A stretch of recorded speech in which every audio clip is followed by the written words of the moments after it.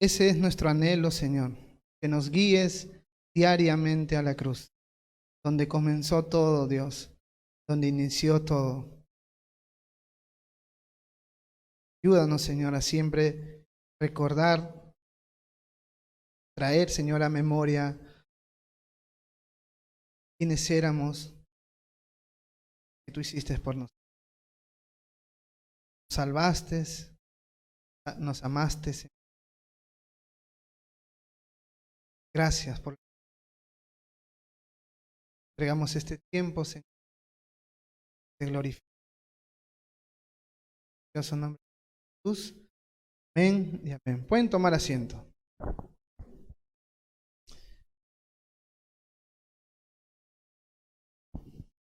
Como vinimos diciendo hace varias semanas, lo que queríamos durante 2 o 3 semanas era invitar a un pastor de nuestras iglesias hermanas que tenemos. Hace 2 semanas vino el pastor Manolo Matos, que es pastor de Calvary Chapel, Lima, y creo que fue un gran tiempo, un gran mensaje. Y el día de hoy tenemos a un segundo invitado, que también lo conozco 10, 12 años casi. Yo tengo 12 años de creyente y ese es el tiempo que más o menos lo conozco también, porque algo que siempre noté de él, desde que lo conozco hasta el día de hoy, es que este gran hombre ama la obra de Dios. Ama a las personas que son parte de la obra de Dios. Creo que si alguien tiene que hablarte del pastor que hoy día hemos invitado, te diría lo mismo. O quizás más cosas. Entonces para nosotros es un gozo, una gran bendición tener a un hombre que considero que es pastor, maestro, misionero, todista, porque lo ves en todo lado, hermanos. Él fue, y no me quiero limitar a decir lo que pienso de él.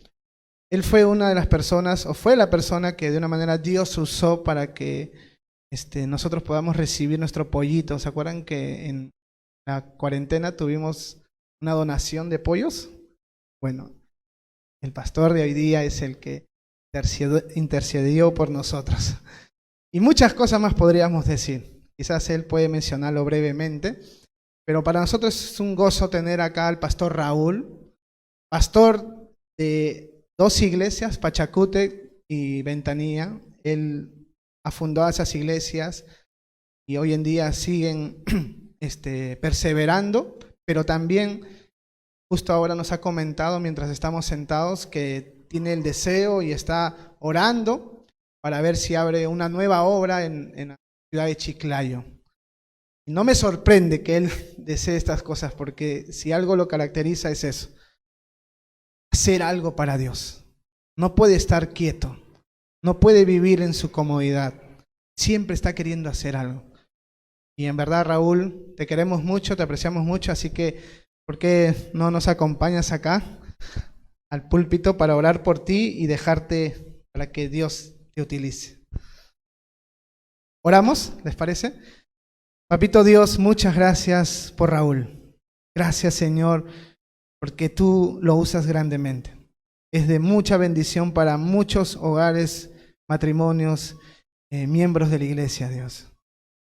Y en este día te rogamos, te suplicamos que lo llenes de tu Santo Espíritu para que Él hable a tu iglesia, Señor. Llénalo de ti, Señor. Dejamos este tiempo en tus manos, Dios. Oramos en el nombre de tu Hijo Jesús. Amén y amén. Raúl. Muy buenos días, ¿cómo están? Qué bendición es poder estar con ustedes esta mañana. Gracias por la invitación. Realmente me gozo de estar aquí en San Juan. No me acuerdo en qué año fue, pero sí, por ahí por el 2005 o algo así. Venía cuando recién estaba empezando los estudios bíblicos en la casa de Oscar, con un amigo, no sé si todos conocieron, Eric García. Y yo venía los domingos en la tarde aquí a a San Juan del Lurigancho. Después del servicio que teníamos en nuestra iglesia, veníamos para hacer estudios bíblicos o algo así en la casa de Oscar. Así era el Oscar, ¿no? Más o menos. Y fue un buen tiempo. ¿Tenías cuántos años en eso? Estamos hablando de 16 años atrás. ¿Cuántos años tienes? 23. A los 17 años Oscar era chibolo todavía. Y el tiempo pasa impresionantemente rápido. Y San Juan para mí siempre ha sido una bendición. Qué chévere que pueda estar hoy. Vine con mi hijo Christopher, él es el mayor, de 14 años. España. Gracias por darnos el honor de poder estar con ustedes la mañana de hoy. Es una súper bendición. Conocí a Javicho cuando tenía 2 años, ¿no? Entonces ya tienes 18 ahora, ¿no? Vamos a orar. ¿Y todos tienen una Biblia? ¿Sí? ¿Les parece si tienen una Biblia? Y vamos a orar y pedirle al Señor que por favor bendiga su palabra. Señor, es una gran bendición poder estar juntos, poder congregar. Cuánto bien nos hace congregar, cuánto bien nos hace estar a tus pies, Jesús, y poder escuchar tu consejo, tu palabra tan deliciosa, Señor. Yo pido en esta mañana que tú unjas mis labios con tu Santo Espíritu, Señor. Seas tú hablando a través de mí, que todos nosotros como iglesia, como cuerpo, podamos escucharte a ti, solamente a ti. Gracias por este tiempo. Sé tú glorificado, Padre. Usa mi vida para tu gloria y edifica tu iglesia, Señor. Todas tus ovejas necesitamos escuchar de nuestro buen pastor, Padre. Alimenta el rebaño, te pedimos para tu gloria, en el nombre de Jesús. Amén. Gracias por el agua. Estaba pensando qué compartir con ustedes. Voy a enseñar esta noche en mi iglesia también. Y iba a compartir lo que voy a enseñar esta noche en mi iglesia, pero decidí cambiarlo y voy a descubrir la vida secreta de Oscar Cifuentes. ¿Sí? ¿Les parece? Es más interesante esta. ¿Están listos? ¿Trajeron sus apuntes para descubrir la vida secreta de Oscar Cifuentes? Oscar y yo participamos en un discipulado junto con nuestro pastor. Oscar, me acabo de enterar que tu hijo también se... No sabía. Mi hijo, tengo un hijo, un bebé de 3 años que se llama John también. Y qué lindo. Oscar y yo participamos de un discipulado allá por el año quizá 2007 aproximadamente. Ajá, tuvo que ser el 2007. Estaba Oscar, otro amigo, creo que era Edgar, una amiga Yubixa, a Jonathan Uculmana, y no me acuerdo quién más, pero éramos varias personas que participamos de un discipulado. Y mi pastor, John Bonner, nuestro pastor de Oscar y de mí, nos invitó a participar en un discipulado. Bien importante, bien interesante. ¿Por qué? Porque este discipulado incluía de todo. Lo primero que teníamos que tener era un hábito para la lectura de las escrituras, para leer la Biblia, ¿no? Entonces, dentro de este discipulado también teníamos que hacer diferentes cosas. Incluso nos supervisaban de tender la cama, ¿no? No sé si Marjorie ahora Oscar tiende su cama, ¿no? Pero antes no lo hacía. Teníamos todo tipo de consejo. Y honestamente me gustaba. En las mañanas, a las 6 de la mañana, salíamos a caminar ahí en Magdalena frente a un parque y por espacio de 1 hora orábamos. El pastor había creado un grupo había puesto un nombre peculiar a este grupo, le llamaba el Club Sudor. Club Sudor y Sudor era santos unidos en el deporte y la oración rigurosa. Eso significaba santos unidos en el deporte y la oración rigurosa. No sé si Oscar recuerdas, espero que sí, pero incluso cada mañana nos pesaban, nos subíamos a una balanza y ahí nos pesaban para ver cómo estaba nuestro peso. En aquella época yo pesaba 115 kilos y bajé hasta 78 kilos. Entonces, perdí 37 kilos en 6 meses. Fue un discipulado que incluyó todito. Y honestamente me gustó muchísimo. me gustó en una manera impresionante porque eso marcó mucho mi vida en cuanto, número uno, a la oración, a la comunión con Dios, disciplina, orden, hacer bien las cosas. John incluso me enseñó a pintar. Aprendí muchas cosas que honestamente les digo, hasta el día de hoy me ayudan muchísimo en mi vida personal. Trabajo actualmente con adolescentes, tengo un ministerio de niños ya por 13 años y ya no son tan niños, ya todos son adolescentes de la edad de mi hijo, entre 14 y 16 años. Y les enseño lo mismo que aprendí, disipulo a este grupo, a este equipo de chicos que tengo. En mi casa viven 28 jóvenes durante todo este año y ha sido algo increíble poder enseñar. La idea de ser enseñados es tomar la enseñanza y transmitir la enseñanza.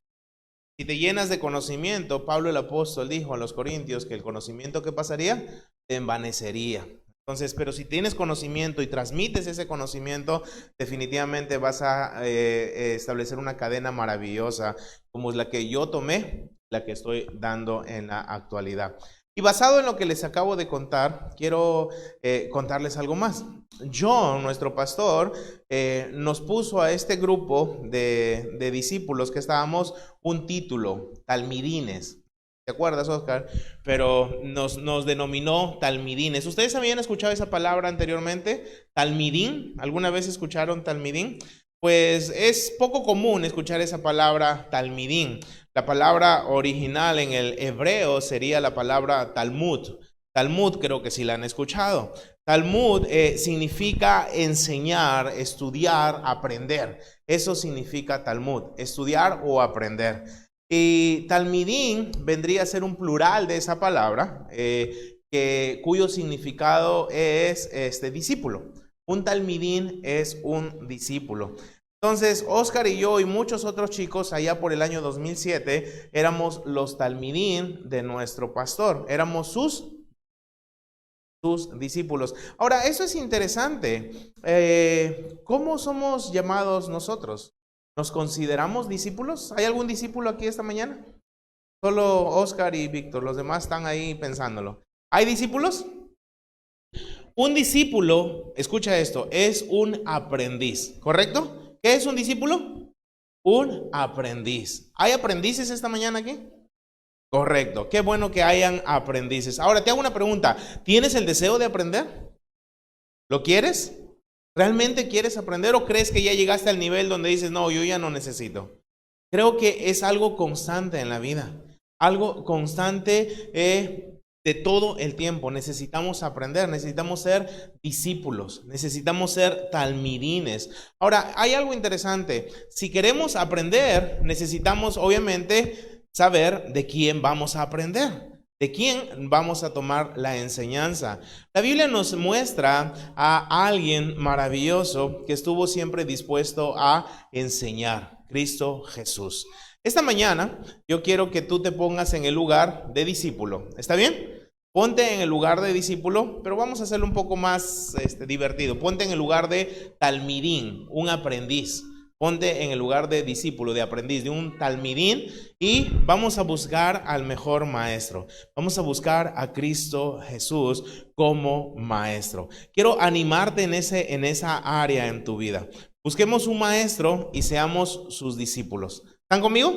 En el libro de Juan, capítulo 3, si quieres ahí, Juan capítulo 3, verso 1 y 2, lee lo que dice ahí. Juan 3, 1 y 2. Había un hombre de los fariseos que se llamaba, ¿cómo se llamaba? Nicodemo, un principal entre los judíos. Este vino a Jesús de noche y le dijo: Rabí, sabemos que has venido de Dios como maestro, porque nadie puede hacer estas señales que tú haces si no está Dios con él. Juan capítulo 3, verso 1 y 2. Es interesante, encontramos a este hombre llamado Nicodemo. Nicodemo no era un hombre cualquiera, nos dice las escrituras. Dice que era un principal entre los judíos. Este hombre tenía cierto conocimiento, pues, de la ley, conocía al menos algo. Creo que mucho. Pero es interesante, no quiero hablarte del conocimiento de Nicodemo, quiero hablarte de la reacción de Nicodemo al ver a Jesús. Cuando Nicodemo ve a Jesús, ¿ok? Lo ve, se detiene a observar y a escuchar lo que estaba haciendo Jesús. ¿Qué estaba haciendo Jesús? Enseñando. Estaba enseñando, ¿ok? Y Nicodemo se acerca donde Jesús y le dice, Rabí, Rabí. Inmediatamente le dice, ¿sabes qué? Sabemos que has venido de Dios y no has venido de Dios así nada más con un motivo simple. Tú has venido de Dios, le dice, como maestro, como maestro. Quiero que veas algo en Nicodemo, el impacto que causó Jesús en su vida. El impacto que causó Jesús en la vida de Nicodemo fue, wow, delante de mí hay, escucha esto, un maestro. Es lo que dijo. No cualquier maestro, está el maestro. Y este maestro ha venido de Dios, porque definitivamente todo el impacto que está causando este maestro no puede causarlo por su propia cuenta. Necesita ser un enviado de Dios. Lo mira, observa a Jesús y Nicodemo nos deja con esto. Si queremos aprender, ¿ok? Si queremos aprender y ser verdaderos discípulos, sí o sí, necesitamos tener la reacción de Nicodemo. ¿Cuál fue la reacción de Nicodemo? Observar atentamente al mejor maestro. ¿Quién es ese maestro? Cristo Jesús. Quiero invitarte esta mañana a que tu atención total esté puesta en Jesús como maestro. Ahora, todo maestro, buen maestro, uno que es enviado por Dios, obviamente Jesús, tiene el deseo siempre constante de ¿qué cosa? De aprender. Dios les ha dado aquí en esta iglesia maestros como Oscar, como Javicho, como Víctor, dispuestos a enseñar. Todo maestro siempre tiene que tener eso. Aprende y tiene el deseo ¿de qué? De enseñar. Ahora, Jesús siempre tuvo el deseo de enseñar. Jesús siempre tuvo el deseo de enseñar. Todo maestro, para tener el título de maestro, tiene el deseo de enseñar y necesita siempre, ¿qué cosa? ¿Un maestro que necesita? Alumnos. Discípulos, a los cuales enseñar, a los cuales instruir. Jesús lo sabía y Jesús tomó a sus discípulos. En el libro de Lucas, si quieres leer ahí conmigo, Lucas capítulo 6, versos 12 y 13, dice lo siguiente. En aquellos días, ¿ok?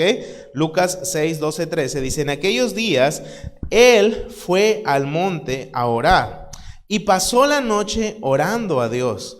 Y cuando era de día, llamó a sus discípulos y escogió, dice, a 12 de ellos, a los cuales también llamó apóstoles. Me encanta este pasaje de Lucas capítulo 6. Dice ahí el texto que en aquellos días Jesús se fue al monte. ¿A qué se fue? A orar. E hizo algo que todos nosotros hacemos constantemente. ¿Qué hizo? Pasó, ¿qué cosa? La noche orando a Dios. Eso es lo que hacemos, ¿no, Javicho? Pasamos, ¿qué cosa dice? La noche orando a Dios. ¿Eso es lo que hacemos? ¿Quién ora 6 horas cada noche? Ok, regateemos. ¿Sí? ¿6 horas cada noche?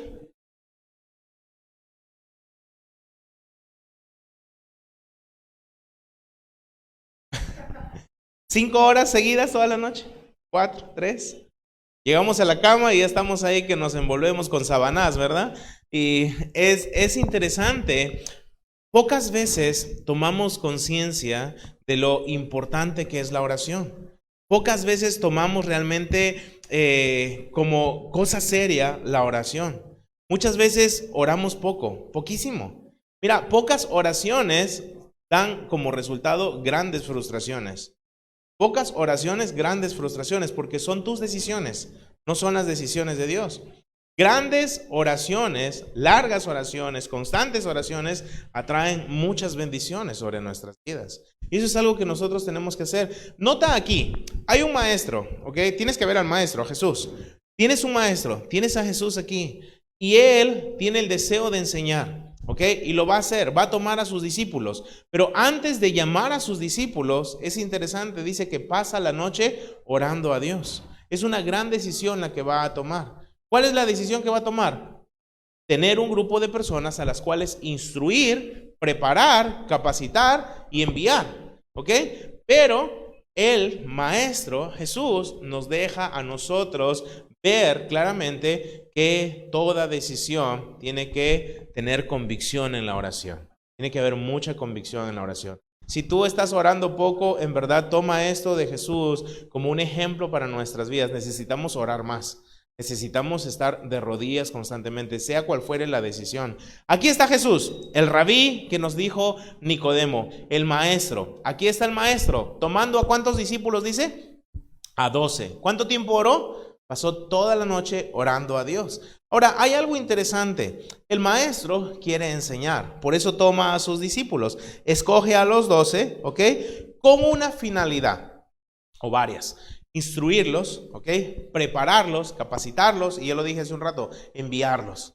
Toma a estos 12, pero es interesante que cuando toma a estos 12, Jesús no hace algo que muchas veces nosotros como seres humanos podemos cometer, errores, cerrar círculos. Cerrar círculos. ¿Qué se refiere a cerrar círculos? Jesús no tomó a 12 y dijo, ¿sabes qué? Solo instruyo a estos 12 y no necesito nadie más. No necesito más personas. No necesito más equipo. Jesús dejó una puerta abierta impresionante. ¿Para qué? Para toda persona que estuviese dispuesta, ¿sabes a qué? A aprender, pudiese llegar. Jesús siempre tuvo el deseo de instruir. Siempre tuvo ese deseo. Quiero que vayas al libro de Mateo, capítulo 5. Mateo 5, versos 1 y 2. Mateo capítulo 5, verso 1 y 2.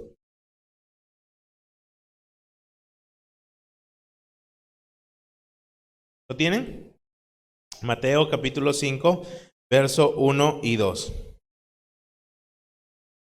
¿Lo tienen? Dice, viendo la multitud, ¿qué pasa? Subió, dice, ¿a dónde? Al monte. Y sentándose, vinieron a él. ¿Quiénes vienen? ¿Lo tienen? ¿Quiénes vienen? Dice, sus discípulos. Sigue leyendo el verso 2. ¿Qué dice? Y abriendo su boca, ¿qué hacía? Les enseñaba. No sé si usas la Reina Valera, yo uso la Reina Valera del 60, pero es interesante, en Mateo 5, 1 y 2, dice que Jesús vio una gran multitud, ¿ok? Nota eso primero, nota eso, había una multitud, ¿ok? Grande. ¿Qué hace Jesús? Dice, al ver esa multitud, subió al monte. ¿Qué hizo en el monte? Tomó la postura de maestro, se sentó, ¿y quiénes vinieron a él? Ahí dice el texto, ¿qué dice? Sus discípulos. Tienes que subrayar esa palabra. Vinieron, dice, sus discípulos. Sus discípulos. Interesante. Vienen a él sus discípulos e inmediatamente, ¿qué hace Jesús con esos discípulos? ¿Qué les hace? Les enseñaba. El gran deseo de un maestro es enseñar. Pero lo que quiero que notes es esto. Te acabo de decir que en Lucas 6 Jesús escoge a 12, pero no cierra un círculo. Deja abierta la puerta para que más personas pudieran tomar su enseñanza. Mateo 5 nos dice que la enseñanza que Jesús da en el Sermón del Monte no fue una enseñanza exclusiva para los 12. Fue una enseñanza abierta para cualquier tipo de persona que quisiera escuchar. Y es interesante que en el Sermón del Monte dice el texto que llega una gran multitud. Y esta gran multitud que llega es denominada ¿cómo? Discípulos. Son llamados discípulos. Interesante. Ahora, quiero decirles algo. A ver, tú que enseñas, ustedes tres chicos que enseñan, y no sé si hay más personas que enseñan. Cuando nosotros enseñamos, ¿a veces nos frustramos, sí o no? ¿Los que enseñan a veces se frustran? ¿Por qué te puedes frustrar cuando enseñas? Yo enseño mucho, ¿ok? Número uno, me puedo frustrar cuando estoy mirando desde aquí están. Ni bien, algunos tienen ese talento, no sé cómo es, que llegan a la iglesia, se sientan y es como que la silla de la iglesia los atrae a dormir, ¿no? Pero pues, están todo el día despiertos, pero llegan a la iglesia y plum. Muchas personas se pueden frustrar porque cuando enseñan, porque los que están escuchando, ¿qué cosa? Se duermen, ¿ok? ¿Por qué más te puedes frustrar cuando enseñas? Porque el público quizá no es muy receptivo, en verdad. Yo a veces he ido a enseñar, cuando enseñé, yo fui pastor en Cajamarca un año, y cuando llegué veía a toda la gente en la iglesia y trataba de ver los rostros de las personas y todos me miraban así. yo no sabía si seguir enseñando o correr, ¿sí? Porque eran demasiado serios, eran como, no había respuesta de la gente, muy fría, no dura, sino fría quizá, y es su carácter. Pero a mí me gusta ser más expresivo y acercarme a la gente, pero cuando encuentras una reacción así, y no había COVID hace 7 años, ¿no? Entonces, podía ser más afectuoso, pero ahora es diferente. Algo por lo que puedes frustrarse un maestro, ¿sabes por qué? Por la gente que no llega. ¿Has preparado tu estudio? ¿Has tomado todo el tiempo para enseñar?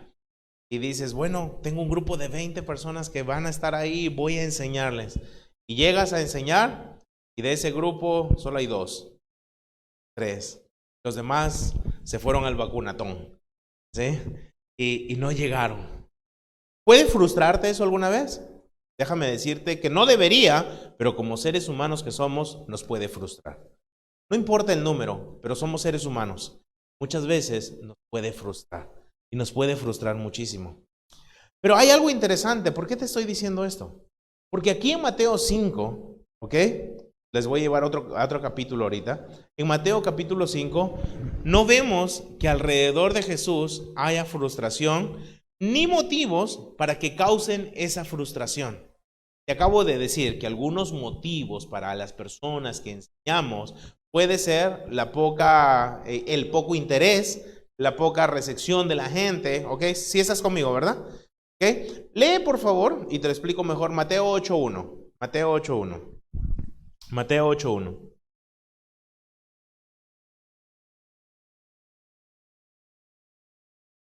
¿Lo tienen? ¿Lo leemos juntos, les parece? ¿Sí? ¿Qué dice?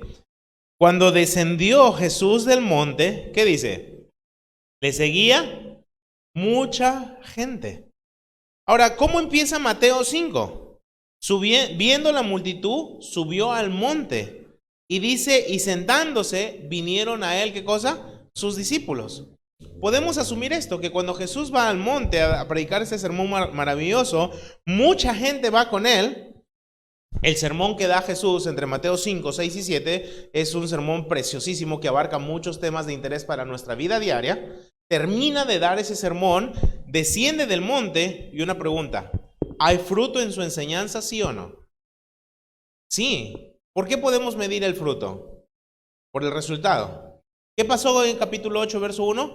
Descendiendo Jesús del monte, ¿qué pasó? Le seguía mucha gente. La versión real, Raúl Cervera 2021, dice, le seguía mucha gente. Mucha gente. No era mucha gente, era mucha gente. Había grandes masas de personas que estaban siguiendo a Jesús. Ahora, Jesús está enseñando, tiene un grupo de discípulos que quieren ser instruidos, están tomando la enseñanza, Jesús está enseñando poderosamente, la gente está viendo. Ahora una pregunta, lo más importante de un discípulo, no es una pregunta, es un consejo, lo más importante de un discípulo es esto, un discípulo que quiere aprender siempre va a estar tras los pasos de su maestro, siempre, en serio, si tú tienes el deseo de aprender, tú vas a poder hacer eso. Vas a estar detrás de la persona, ¿sabes qué? Que sientes que te está enseñando. Yo he aprendido eso como discípulo. En serio, yo quiero estar detrás de Jesús cada momento. Ahí, cerquita a Él para tomar su enseñanza. Y eso es el hambre que tenemos que tener. Ahora, en capítulo 8 dice que Jesús desciende del monte y le sigue mucha gente. Una pregunta, ¿la gente quería aprender ahí con Jesús o no? Según el texto que estamos leyendo, ¿ok? Nos muestra que la gente sí tenía el interés por aprender. Nota esto, es muy importante. Hay un maestro, no es cualquier maestro. Nicodemo nos ha dicho que es un enviado de Dios por las señales que hace, por la forma de enseñar que tiene. Aquí está ese maestro. Este maestro tomó a 12 y no solamente a esos 12, sino que tomó a toda la gente que quería aprender y les enseñó. Ese maestro está caminando por diferentes lugares y masas le están siguiendo. Una pregunta, ¿ese maestro está haciendo las cosas bien? Sí. Le está haciendo bien. La gente que le está siguiendo, ¿está haciendo bien en seguirle? Sí, obviamente. ¿Por qué? Porque aquí hay donde aprender y aquí hay dispuestos a aprender. Entonces se complementan. Interesante. Nuestro estudio hasta ahí está perfecto. Te puedo decir lo siguiente. Tenemos que seguir a Jesús como maestro, tenemos que tomar sus enseñanzas porque son muy útiles para la vida, y al tomar sus enseñanzas nosotros traeremos grandes bendiciones a nuestras vidas. Vámonos a comer ceviche ¿Dónde qué? Donde Silvia. Vamos a comer. Y terminamos y va chévere, y si nos sobra tiempo el vacunatón. Pero nuestra historia no termina ahí. Esta es la introducción para algo triste, es la realidad de nuestros. He aquí la realidad de nuestros. He aquí la realidad de. Víctor me dijo, Raúl, algo que se llame tu tema, ¿cómo se llama? Y yo le dije, bueno, verdaderos discípulos. Hasta este momento vemos discípulos, ¿ok? Vemos discípulos, pero hasta este momento todavía no hemos encontrado verdaderos discípulos. ¿Sí me entiendes la diferencia? ¿Hemos escuchado la palabra discípulo aquí? Sí. ¿Quiénes son esos discípulos? Los que están siguiendo a Jesús. Pero todavía no hemos llegado a la conclusión si estos discípulos son verdaderos discípulos. ¿Okay? Vamos a analizar si realmente son verdaderos discípulos.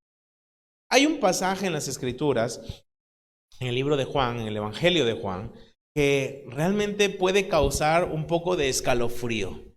En serio.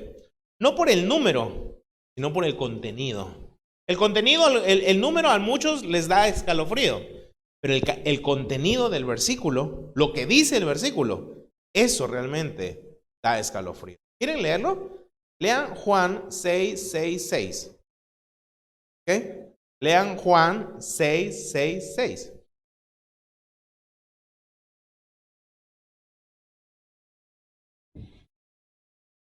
¿Lo tienen? Juan 6, capítulo 6, verso 66. ¿Qué dice? Desde entonces, ¿ok? ¿Lo tienen? Muchos de sus discípulos, ¿qué dice? Volvieron atrás y ya no andaban con él. ¿Es correcto lo que leí? Desde entonces, muchos de sus discípulos volvieron atrás y ya no andaban. ¿Qué te dio escalofríos? ¿El número o el contenido? El número es el número 666. Uy. ¿Pero qué te dio escalofríos? El número no tanto. El contenido. Porque el contenido es terrorífico. El contenido realmente es penoso. Tienes al mejor maestro. El mejor. No porque lo dijo Nicodemo, sino porque tú y yo lo sabemos. Porque sabemos quién es ese maestro y de dónde descendió. Sabemos quién es. Pero ¿sabes qué es terrorífico? Que sabiendo que aquí tienes todo, ¿ok?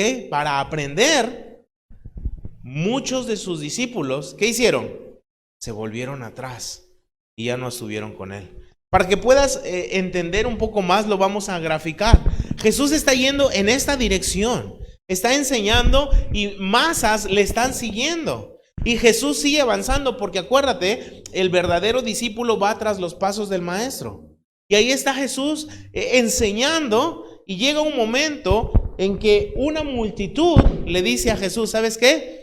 Sigue, yo me vuelvo. Muchos de sus discípulos se volvieron atrás, ya no andaban con él. Ahora la pregunta es, ¿qué se volvieron atrás? Si Jesús les está enseñando de hacer tesoros en el cielo, si Jesús les está enseñando acerca de la oración, si Jesús les está enseñando acerca del perdón, si Jesús les está enseñando de todas las áreas que ellos podían necesitar para llevar una vida cristiana exitosa, ¿qué motivó a este grupo de personas, que no fue un grupo reducido, sino dice muchos de sus discípulos se volvieron atrás? ¿Fue el COVID? ¿Fue el COVID en el año 33. ¿Qué pasó? Ahora una pregunta, ¿no es la realidad de nuestros días? ¿No te has dado cuenta que muchos de sus discípulos se han vuelto atrás? Hace un rato Javicho me estaba preguntando acerca de las vacunas y todo, y si ya me vacuné, y estuve de viaje hace poco en los Estados Unidos y me vacuné allá. Y hablábamos en son de broma ahorita, que te pagan por vacunarte, te dan incentivos de, ¿cómo se llama?, de entradas al estadio, un vale para ir a Walmart, qué sé yo, te motivan, ¿okay? Mientras que acá tienes que hacer grandes colas. Las iglesias cristianas también no saben cómo hacer para que la gente nuevamente vuelva a ocupar la silla. ¿Sabes que muchos de los discípulos del Señor se volvieron atrás en el COVID? Ya no andaban con Él. ¿Qué le hizo Jesús a la gente en esta época para que se volvieran atrás? ¿Qué hizo Jesús en aquella época para que muchos de sus discípulos vuelvan atrás, ya no anden con Él? Es interesante, en Juan 6:28, si estás ahí en Juan, hay algo interesante. Léelo conmigo. Juan 6:28 dice: entonces le dijeron, ¿qué debemos hacer para poner en práctica las obras de Dios? Nota esa pregunta, porque esa pregunta nos va a ayudar muchísimo. Juan 6:28 dice, ¿qué debemos hacer para poner en práctica las obras de Dios? Mira, me gusta enseñar y me siento bien cuando sucede algo. Me siento bien cuando al final de una enseñanza o algo, alguien viene y me dice, pastor, ¿me puede decir un poquito más de este versículo? O tengo una curiosidad acerca de esto. ¿Me puedes ayudar? Toda persona que enseña y encuentra una reacción en el alumno positiva de preguntar, se va a sentir bien. ¿Por qué? Porque la persona que estuvo escuchando tuvo interés en aprender. Y eso te motiva. Y aquí hay algo interesante. Jesús está enseñando, la gente lo está siguiendo y se acercan donde Él y le dicen, tenemos una pregunta. Qué chévere. Mira, enseño a jóvenes, como te digo, y a veces les digo, ¿tienen una pregunta? Los jóvenes son así. No, ¿entendieron? Sí. Después no han entendido nada. ¿Okay? Pero nunca te preguntan. ¿Okay? Pero en este caso, aquí vemos algo interesante. Van donde Jesús y le dicen, ¿qué debemos hacer para poner en práctica las obras de Dios? Es decir, le están diciendo, ¿sabes qué? Enséñanos más para poder hacer lo que realmente debemos hacer. Esa pregunta es buena. Y Jesús, escucha esto, nunca, jamás nos va a dejar sin respuesta. Eso es muy importante, es algo que tú y yo tenemos que aprender. Cada cosa que necesitamos preguntar a Dios, podemos hacerlo. Y nunca nos va a dejar sin respuesta. Sí, no o espera. Siempre nos va a dar una respuesta. Siempre. Y este caso no fue la excepción. ¿Qué le están diciendo los discípulos a Jesús? ¿Ok? ¿Qué debemos hacer para poner en práctica las obras de Dios? ¡Ey, enséñanos! Ayúdanos, guíanos, oriéntanos. ¿Ok? Dice Jesús. ¿Quieren? Yo quiero.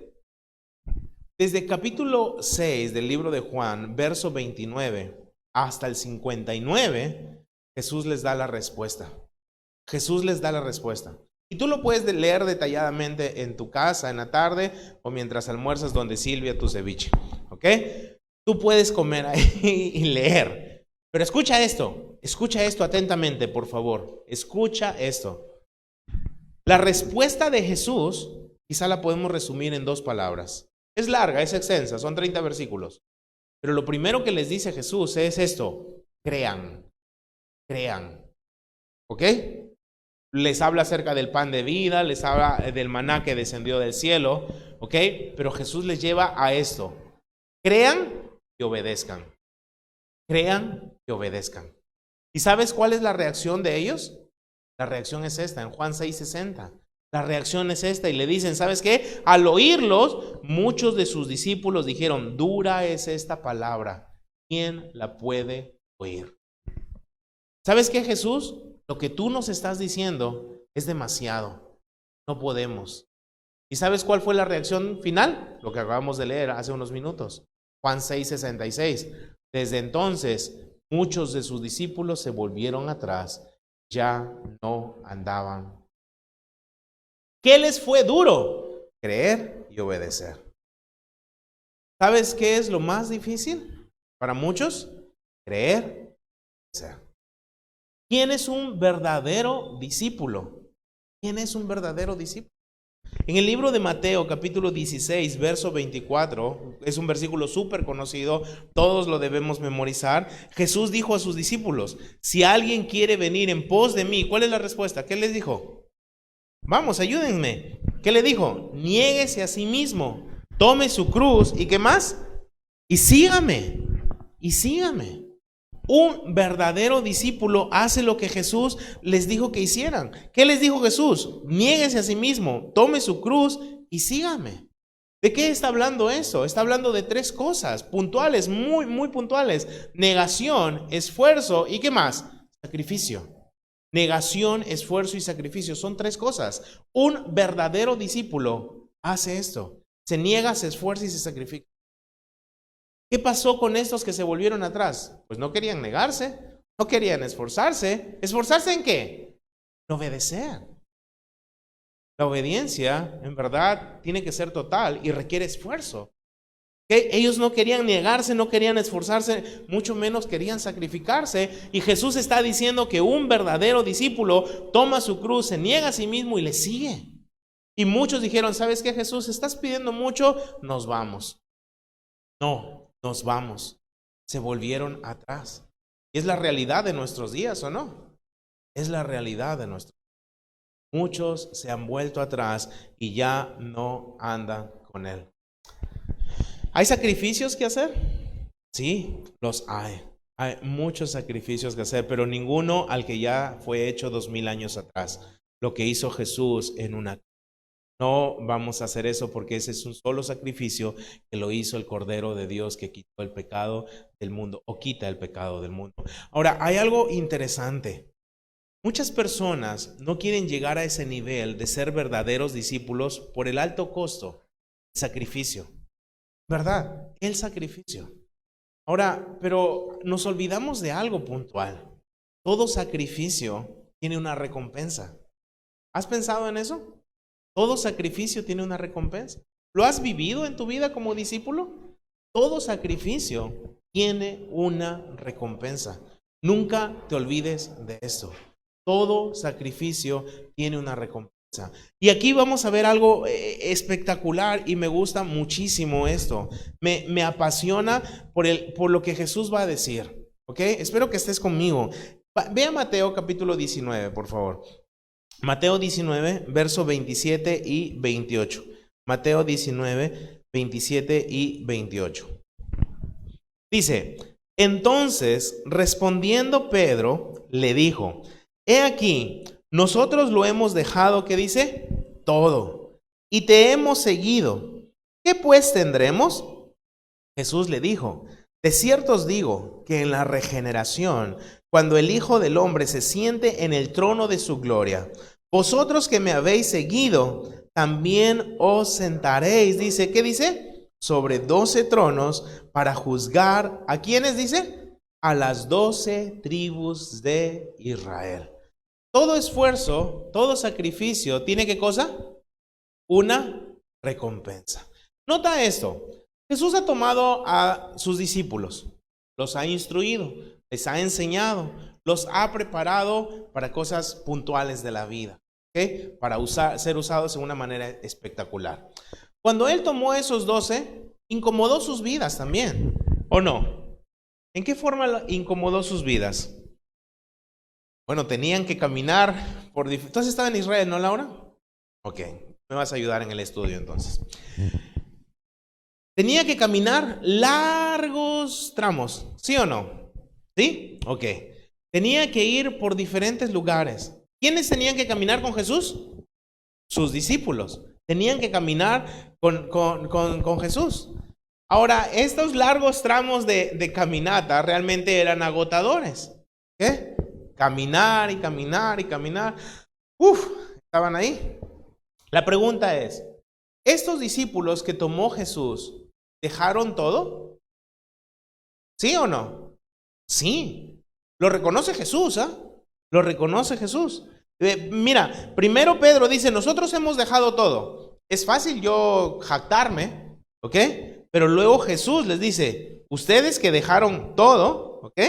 Ustedes que han dejado todo, van a ser recompensados. ¿Dónde los iba a poner Jesús, dice? ¿Sí están conmigo en el texto? ¿Dónde los iba a poner? ¿Cuál es la recompensa? Sobre 12 tronos. ¿De dónde sacó Jesús, o dónde encontró Jesús a Pedro, a Andrés, a Jacobo, a Juan? ¿Dónde los encontró? ¿Cuál era la profesión de estos hombres? ¿Cuál eran? Pescadores.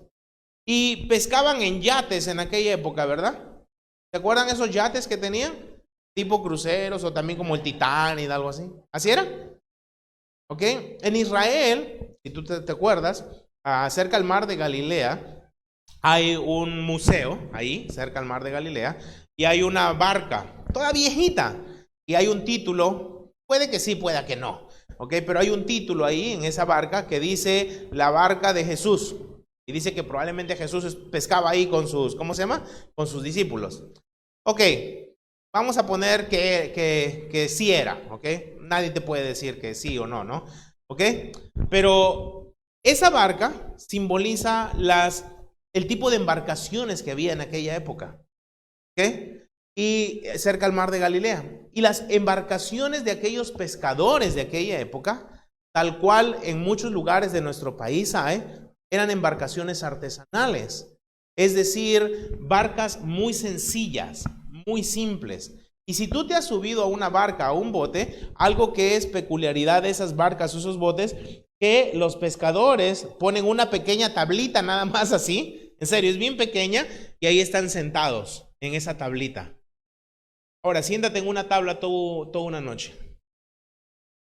Vas a estar bien cómodo, ¿verdad? ¿Sí o no? ¿Cómo vas a terminar? Así, adolorido, súper adolorido. ¿Por qué? Si tú no estás conmigo, te vas a perder todo, ¿eh? ¿Por qué? Vas a terminar adolorido por la incomodidad. Porque es una tablita, pues, y duele. ¿Ok? Ustedes se duermen porque están cómodos, ¿no? Pero si te ponemos en una barca, no te vas a dormir. Vas a estar doblándote. Una pregunta. Había un discípulo que era un cobrador de impuestos. Ya me olvidé el nombre. ¿Cómo se llamaba? ¿Cómo se llamaba? Mateo. ¿De dónde lo sacó Jesús? Era cobrador de impuestos, pero ¿dónde estaba? ¿Se acuerdan? La Biblia es más específica en decir. Dice que estaba sentado, creo. ¿En dónde? En el banco de los tributos. ¿Cómo te imaginas ese banco de los tributos? Un gran banco real, ¿verdad? Un banco común y corriente. ¿Cuánto tiempo tenía que estar ahí Leví sentado? Horas y horas y horas. Cuando tú estás sentado en un banco por muchas horas, ¿cómo te sientes después? También un poco, ¿qué? Incómodo, adolorido. Un poco o mucho, diría yo. Solo quiero que prestes atención a lo que te estoy diciendo. Pedro le dice a Jesús, hemos dejado todo y te hemos seguido. Y Jesús le responde, según mi interpretación, de esta forma. ¿Sabes qué, Pedro?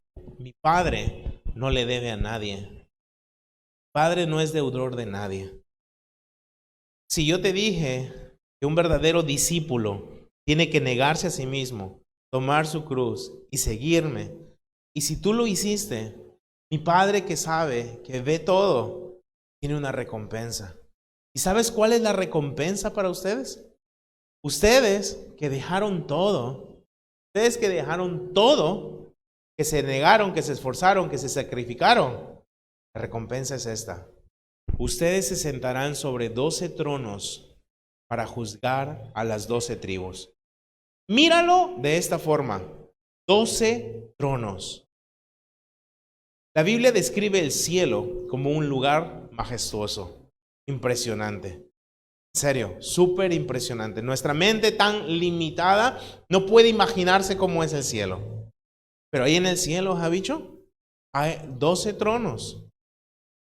Para estos hombres, que en una ocasión se sentaron, ¿sabes dónde? En una dura barca. Para estos hombres que alguna vez estuvieron sentados en un banco de tributos. Lo que te quiero decir es esto: tu incomodidad momentánea tiene una recompensa futura maravillosa.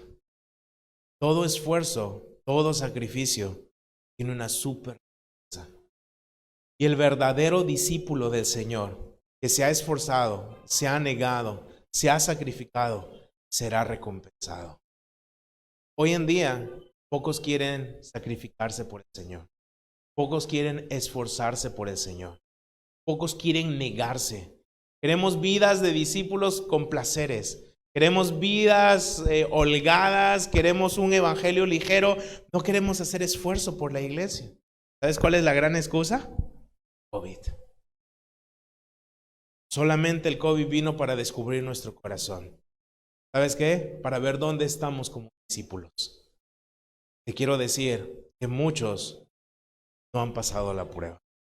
No hemos llegado a ese nivel de ser verdaderos discípulos. Te felicito que estás aquí. En serio. Es un gran esfuerzo. Puedes muy atentamente estar detrás de en tu cama con la transmisión en vivo y estar observando ahí. Y a los que están en vivo no se molesten, sí son discípulos ustedes. Si no, muchas veces ponemos, ¿sabes qué? Excusas. Alejarnos del verdadero evangelio. Para vivir evangelios ligeros. El Señor quiere que seamos verdaderos discípulos. Ahora una pregunta, ¿por qué seguimos a Jesús? ¿Por la recompensa o por aprender de Él? Creo que por aprender de Él. Y la recompensa simplemente es parte de todo lo que pasa en nosotros. Si sigues a Jesús, en verdad, Él siempre tiene algo especial para nosotros. ¡Qué chévere! Hace unos meses atrás, no sé si Víctor recuerda de repente, tú estás en el grupo de pastores, ¿no? Hace 2 meses o 2 meses atrás, en el grupo de pastores, creo que fue, ahí llegó, Lucho García lo envió, llegó este video de la comunidad del coro gay de San Francisco. ¿Tú lo llegaste a ver? En San Francisco, en California, está en el YouTube, lo pueden ver, salió algo interesante, no interesante, algo perverso. El coro de la comunidad gay de San Francisco puso un video en el YouTube en el cual decía, de repente lo han visto, en el cual decía, nosotros vamos por tus hijos, vamos por tus hijos. Y nosotros, ¿ok? Nosotros, dicen los gays, convertiremos a tus hijos en homosexuales. ¿Alguien tiene hijos acá? ¿Solo tú? Ok. ¿Cómo tomas eso? Que en el YouTube un grupo de pervertidos sexuales pongan que vienen por nuestros hijos para convertirlos en homosexuales. ¿Con qué finalidad? Hacerlos homosexuales y que nosotros aceptemos su homosexualidad de nuestros hijos, y al aceptar la homosexualidad de nuestros hijos, ¿qué cosa? Les aceptamos a ellos, a nosotros. ¿Por qué te cuento esto? Mira, te cuento esto por lo siguiente, por un punto muy importante que quiero abordar en 2-3 minutos. Esto es muy importante en nuestras vidas. Tú que estás aquí o estás viendo un video ahí en tu casa, yo sé que tienes interés por aprender, que quieres ser un discípulo. Te felicito. Ese es el deseo, aprender más de Jesús y caminar con Él y vivir una vida que le agrada. Todos nosotros tenemos ese deseo. Pero una pregunta, Mary me dijo sentada ahí hace un rato lo siguiente: a veces estoy en los parques y veo a jovencitos, esas fueron tus palabras, y veo a jovencitos que están tan firmes en sus convicciones y sus convicciones están tan alejadas de Dios que me da miedo. Ahora una pregunta, ¿no es verdad que la generación que viene está bien difícil que sea verdaderos discípulos del Señor? ¿Está bien difícil o no? Sí. Si a nosotros, no siendo tan jóvenes, nos está costando, o no siendo tan viejos, nos está costando, imagínate la generación que viene. Una generación que está siendo tan atacada, tan atacada. Con eso te hago una pregunta. ¿Cómo llevar a una generación joven, adolescente, joven, a que se convierta en verdaderos discípulos del Señor? ¿Cómo lo hacemos? ¿Qué hacemos? Te acabo de decir lo que pasa con este coro gay. Es una amenaza directa para nosotros. ¿Cómo hacemos? ¿Se los entregamos a ellos o peleamos la buena batalla? Es una respuesta que tenemos para nosotros, una decisión que tenemos nosotros. Tenemos que hacer algo. ¿Cómo llevar a una generación actual que está muy aislada, muy alejada de los caminos del Señor, para que tenga pasión por las cosas? ¿Qué hacemos? 3 cosas. El libro de Primera de Samuel, capítulo 1, verso 20 al 28, nos da la respuesta. Quizá por tiempo ya no vamos, lo voy a parafrasear nada más, pero solamente presta esto atención. Ya conocemos la historia muy conocida de Ana, ¿correcto? Ana se enfrentó a una generación similar a la nuestra. ¿Qué aspecto dices tú? La generación en la que vivió su hijo fue una generación, que podía influenciar sobre Samuel en la perversión sexual.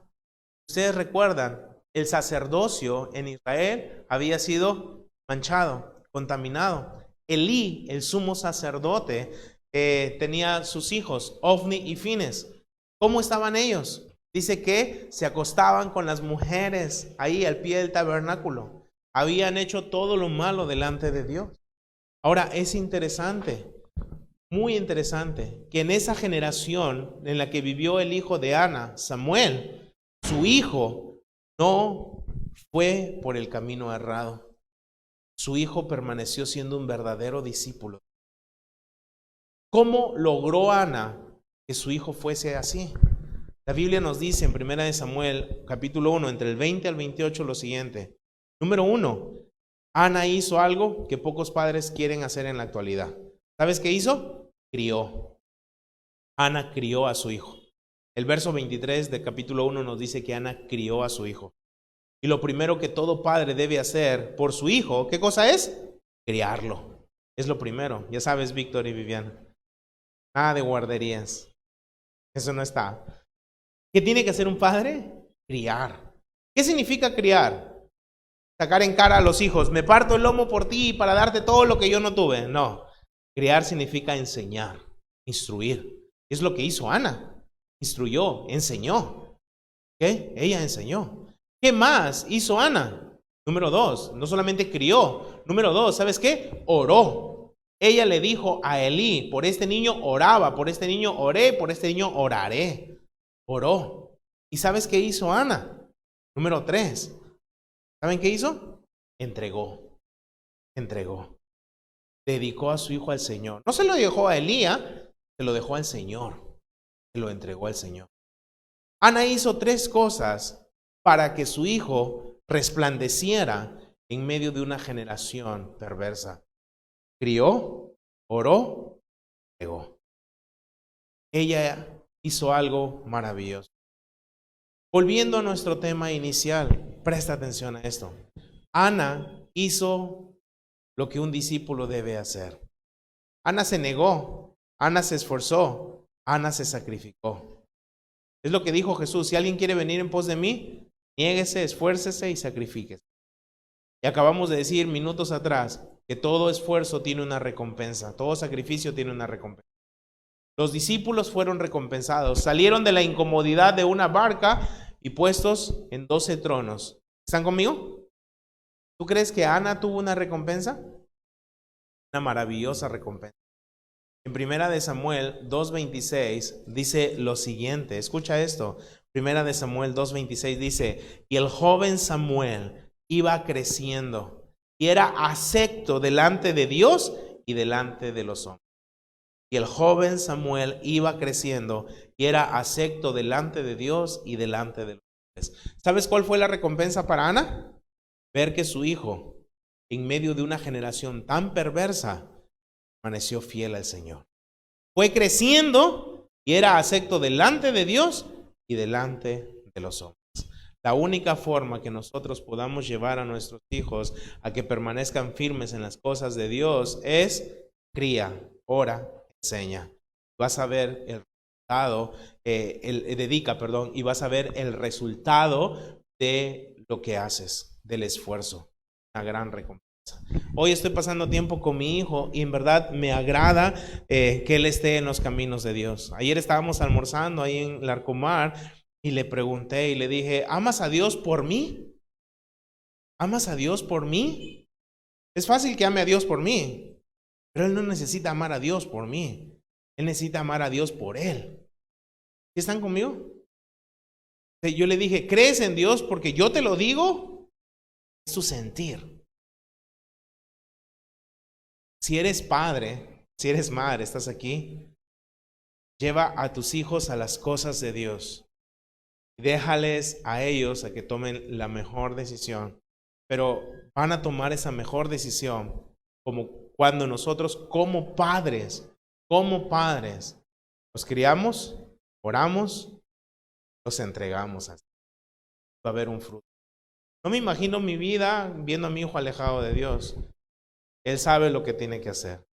Él sabe exactamente. Pero en el proceso yo he tenido que estar con él.